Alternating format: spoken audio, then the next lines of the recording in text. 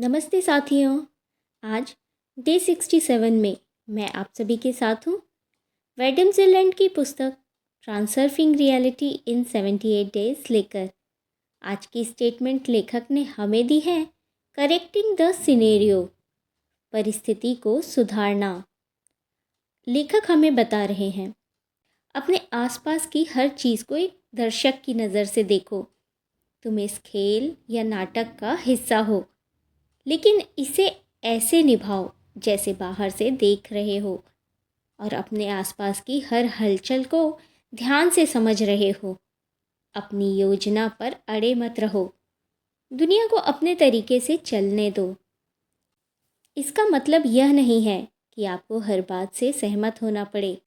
एक तरफ है आंखें बंद करके बहाव में बह जाना और दूसरी तरफ है जानबूझकर और समझदारी से बहाव के साथ चलना।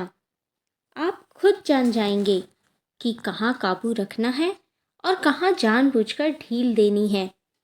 दुनिया को वैसे ही रहने दो जैसी वह है और बस उसकी गतिविधियों को ध्यान से देखो। इसे ऐसे देखो जैसे एक समझदार मार्गदर्शक या गुरु अपने बच्चों को आज़ादी देता है और सिर्फ कभी कभी उसे सही रास्ता दिखाता है। आप देखोगे कि दुनिया खुद आपके चारों तरफ घूमने लगेगी। इंसान तब असमंजस में होता है जब उसे आँखों पर पट्टी बांधकर चलाया जाता है। मन यह स्वीकार नहीं कर पाता कि चीज़ें आपकी योजना के अनुसार नहीं हो रही हैं या कुछ भी वैसा नहीं हो रहा है जैसा उसने सोचा था। मन की रचना एक मशीन की तरह होती है। अगर उसकी प्रक्रिया में गड़बड़ी हो जाए तो एक चेतावनी का लाल संकेत जलने लगता है। जिसे हम सामान्य समझ कहते हैं, वह इस बात से जुड़ी होती है कि यह केवल एक तय किया हुआ तरीका देती है, बल्कि उसे मानने पर भी जोर डालती है।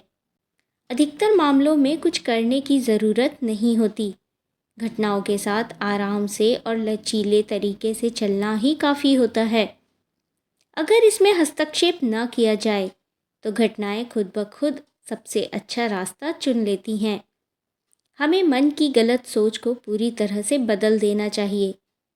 उसे इस तरह से अपने तरीके को बदलने देना चाहिए कि वह सभी अप्रत्याशित घटनाओं को भी अपने में शामिल कर सके।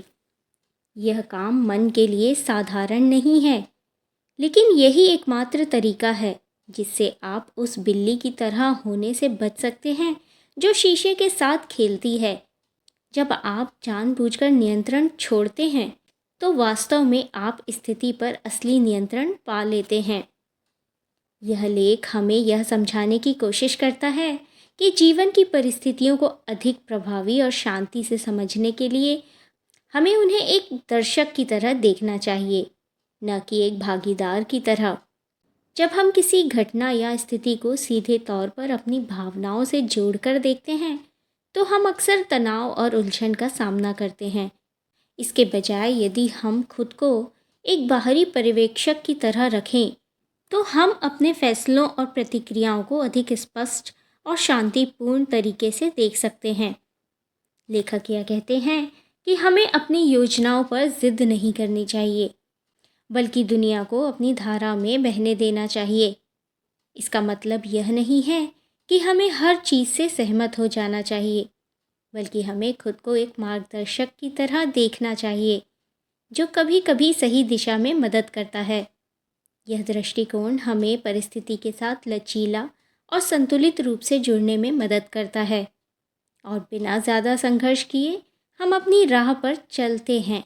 मन की सामान्य सोच अक्सर किसी स्थिति को अपने हिसाब से नियंत्रित करने की कोशिश करती है, लेकिन लेखक का कहना है कि वास्तविक नियंत्रण तभी प्राप्त होता है जब हम नियंत्रण छोड़ देते हैं और घटनाओं को अपने प्राकृतिक रास्ते पर चलने देते हैं।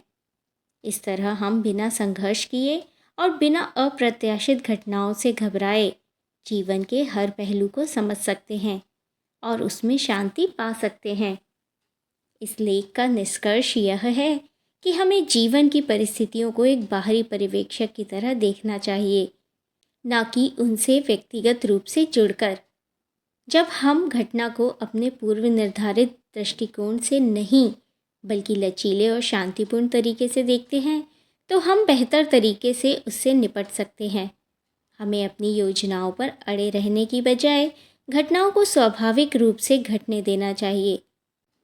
वास्तविक नियंत्रण तब प्राप्त होता है जब हम स्थिति पर ज़्यादा नियंत्रण की कोशिश किए बिना उसे स्वीकार करते हुए और खुद को शांत रखते हुए प्रतिक्रिया करते हैं।